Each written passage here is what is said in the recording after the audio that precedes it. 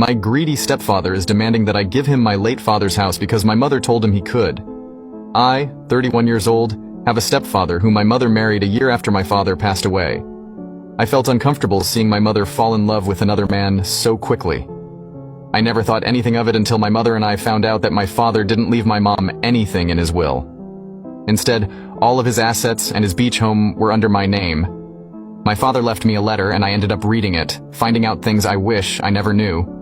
My father, who was sick at that time, found out that my mother was having an affair with another man. He told me that he had suspected it for a long time, ever since they found out that he had cancer. Since then, my mother became distant.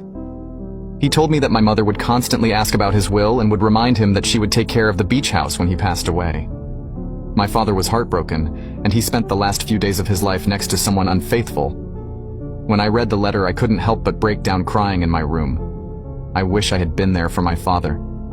The more I cried, the more I felt anger and hatred for my mother and my stepfather.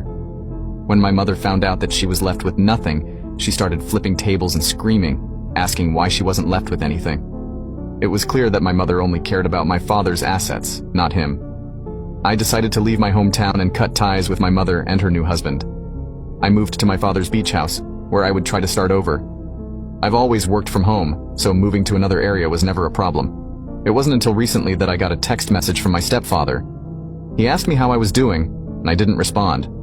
He texted again, and he was more straightforward. He told me that I needed to move out of the beach house because he and my mother would be moving in. But if I wanted to stay, I could pay them rent for my room. I looked at the text completely speechless, not knowing if he was bluffing or serious. I told him that the house was under my name and that I would call the cops if they ever set foot inside my home. He never responded afterwards.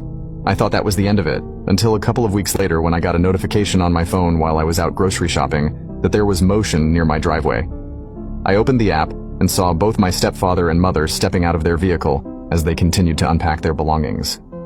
My heart sank, and I immediately felt anger inside me. I decided to call the cops ahead of time and told them that I had people trespassing on my property. By the time I arrived, the cops were already there. Now you can watch part 2 by pressing share and then more.